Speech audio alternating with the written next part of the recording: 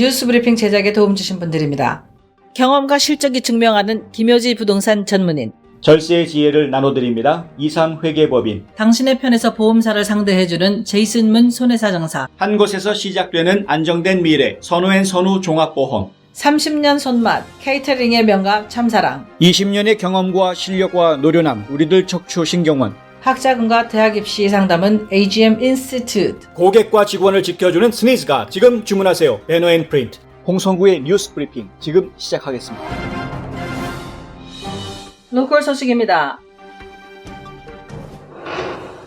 지난 금요일 밤 웬디스 주차장에서 경찰의 총에 맞아 사망한 라샤드 브룩스 가족 20여 명은 어제 기자회견을 갖고 이번 사건에 연루된 경찰관의 형사처벌을 원한다고 밝혔습니다. 라샤드의 사촌 티아라 브룩스는 과감한 경찰 개혁만이 유가족이 받은 상처를 회복할 수 있는 유일한 길이라고 강조했습니다. 브룩스의 아내 터미카 밀러는 딸의 8번째 생일에 아빠가 집에 돌아오지 못했다며 이번 사건은 정당화될 수 없는 살인이라고 말했습니다. 그러면서도 그녀는 남편의 이름이 긍정적으로 남을 수 있도록 평화로운 시위를 해달라고 당부했는데요. 어제 애틀랜타 도심에서 열린 평화행진에는 수천 명이 참석해 경찰개혁과 시민체포법 철폐를 외쳤고 단 한 명의 체포도 없이 평화롭게 끝났습니다.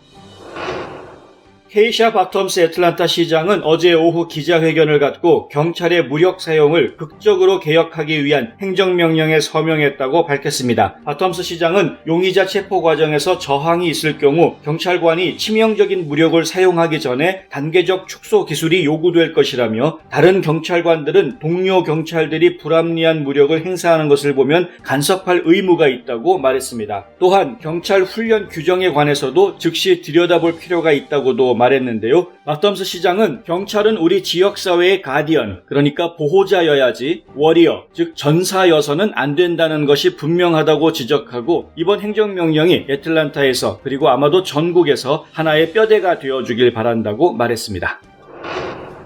애틀랜타 총영사관의 심윤산 영사는 어제 테네시주 내시빌에 거주하는 독립유공자 정성장 옹을 방문해 국가보훈처가 보내온 마스크를 전달했습니다. 정옹은 국가보훈처가 선물을 보내주니 말할 수 없이 고맙게 생각한다며 그동안 많은 연구 논문을 써왔는데 한국을 위해서 그리고 전 인류의 복지를 위해서 전력을 다하고 있다고 말했습니다. 정옹은 대한민국이 앞으로 미국과 함께 한미동맹을 통해서 전 세계를 지도해 나가고 봉헌하는 날이 가까이 올 거라고 믿는다고도 했습니다. 현재 미국에는 총 4명의 독립유공자가 생존해 있는데요. 애틀랜타 총영사관 관할 지역에는 정옹이 유일한 생존자입니다. 이날 심영사의 방문에는 최영철 내시빌 한인회장이 동행했습니다. 동남부 한인 외식업협회 김종훈 회장과 이군수 명예회장, 박영규 이사장 일행은 어제 오후 애틀랜타 다운타운에 있는 폭동 피해 한인 운영식당 5곳을 방문해 피해 상황을 파악하고 성금과 투명 위생 마스크, 위생안전 스티커 등을 전달했습니다. 경찰차를 불태웠던 시위 첫날 파손된 이 업소들은 폭동의 두려움이 채 가시기도 전에 또다시 브룩스 사망 사건이 발생해 심적 부담이 커져 있는 상황인데요. 협회 측은 그동안 회원들이 십시일반 모은 성금과 위로의 말을 전하고 식음욕의 종사자를 위한 자선단체인 더 기빙 키친의 지원 프로그램을 신청해 도움을 줄 예정이라고 밝혔습니다. 제5회 애틀랜타 문학상을 공모합니다. 미국 동남부 지역에 거주하는 한인이면 누구나 참여할 수 있으며 미발표 신작 작품을 시 부문은 최대 5편, 수필 부문은 최대 2편을 우편이나 이메일로 8월 31일까지 보내시면 됩니다. 수상자에게는 대상 상금 $1,000를 비롯해 상금과 상패 및 등단 증서가 수여됩니다. 제5회 애틀랜타 문학상은 제1IC은행이 특별 후원합니다. 지구촌 소식입니다.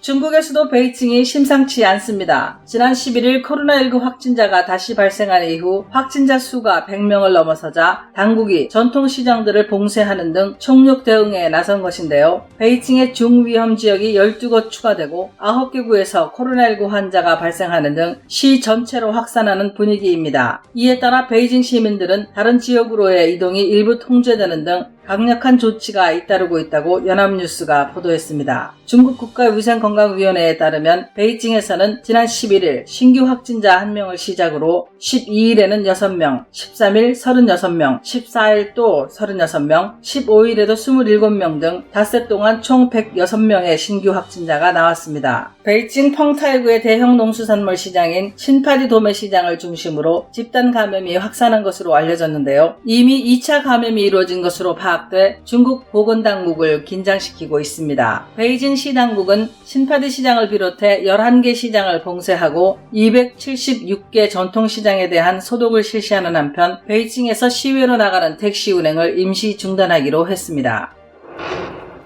인도군 3명이 어제 중국과의 국경 분쟁지인 라다크 지역에서 중국군과 격투를 벌이다가 사망했다고 NDTV 등 인도 언론과 외신이 보도했습니다. 인도군은 오늘 성명을 통해 15일 밤 라다크 지역 갈완 계곡에서 대치 상황 해소 작업을 진행하던 도중 격렬한 충돌이 빚어져 양측의 사상자가 발생했다며 인도 측 사망자는 장교 1명과 사병 2명이라고 밝혔습니다. NDTV는 사망한 군인들이 총에 맞은 것이 아니라며 인도 관할 지역에서는 맨손 격투를 벌이다가 숨졌다고 전했습니다. AFP 통신은 인도군이 국경을 넘어와 중국군 병력을 공격했다며 중국 측은 인도군을 비난했다고 보도했습니다. 지난달 초부터 라다크 지역에서 대치하던 양국군은 최근 외교 군사 채널을 가동해 군 병력 퇴각 등에 일부 합의한 상태였는데요. 이번 일로 양측 간 긴장은 다시 고조될 것으로 우려됩니다. 미국과 중국은 상대국으로 가는 항공편을 각각 주 4회씩 허용하기로 했다고 로이터와 블룸버그 통신이 어제 보도했습니다. 델타 항공은 오는 27일부터 시애틀에서 출발해 서울을 거쳐 상하이로 가는 노선을 재개하고 7월부터는 시애틀과 디트로이트에서 상하이로 가는 여객기를 편성할 예정입니다. 유나이티드 항공은 7월 6일부터 샌프란시스코와 상하이를 잇는 여객편을 운영할 계획입니다. 지난 1월까지만 해도 양국을 오간 여객편 수요는 한 주에 325대 정도였지만 코로나19 사태로 지난 2월부터 미국이 중국행 여객기 운항을 중단시켰고 중국 역시 3월부터 모든 외국 항공사에 대해 일주일에 1개 노선만 운영하도록 규제해왔습니다. 한국 소식입니다.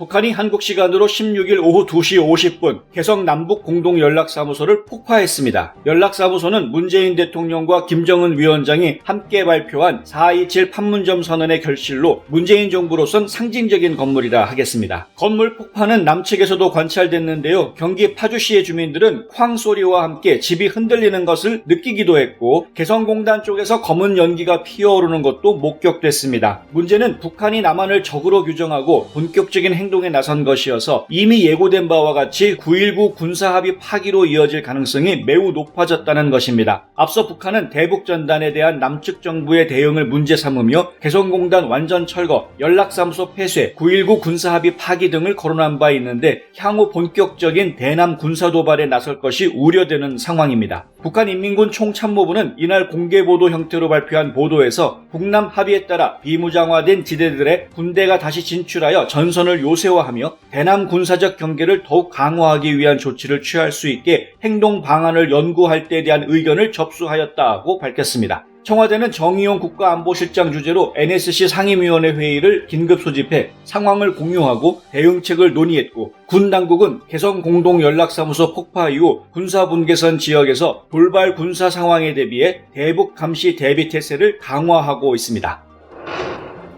해외 입양인 중 최초로 친자 인정 소송을 벌여 승소한 카라보스 한국명 강미숙 씨가 마침내 친부와 첫 면담을 가졌다고 연합뉴스가 보도했습니다. 하지만 강 씨의 친부는 끝내 입을 열지 않았다고 하는데요. 마스크와 선글라스, 모자 등을 쓴 채로 경호인 2명까지 동행하고 나와 강 씨는 친아버지의 얼굴조차 제대로 보지 못했습니다. 강 씨가 아버지에게서 듣고 싶었던 것은 자신의 친엄마가 누구인지인데요. 현재로서는 아버지만이 유일하게 답을 줄 수 있는 존재이기 때문입니다. 그러나 강 씨의 친부는 끝내 밝히지 않았다고 하는데요. 이번 주 중 한국을 떠날 예정인 강 씨는 아버지와 단둘이 이야기할 수 있는 다음 만남을 갖고 싶다며 나의 아버지인데 그조차도 허락되지 않고 있다고 슬픔을 표현했습니다. 박근혜 전 대통령이 파면되던 날 헌법재판소 인근에서 탄핵 반대 집회를 하던 중 숨진 참가자 김모 씨의 아들이 국가를 상대로 낸 손해배상 청구 소송 항소심에서 법원은 국가가 원고에게 3,100여만 원을 배상하라며 원고 일부 승소 판결을 내렸습니다. 김 씨는 지난 2017년 3월 10일 서울 안국역 앞에서 대통령 탄핵 기각을 위한 집회에 참여했다가 경찰버스 탈취 과정 중에 소음관리차 지붕 위에 있던 대형 스피커가 떨어지면서 머리와 가슴을 다쳤고 병원에 옮겨졌으나 사망했습니다. 김 씨의 아들은 국가를 상대로 1억 2천여만 원의 손해배상을 청구하는 소송을 제기했는데요. 1심과 2심 모두 집회와 시위를 관리하는 경찰이 국민의 인명에 위해가 발생하지 않도록 할 의무가 있다며 배상 책임을 인정했습니다. 하지만 김 씨 본인도 충분한 주의를 기울이지 않았던 점을 고려해 국가의 배상 책임을 20%로 제한했습니다. 2020년 6월 16일 지금까지 뉴스 브리핑의 홍성구였습니다. 최현주였습니다. 시청해주셔서 감사합니다.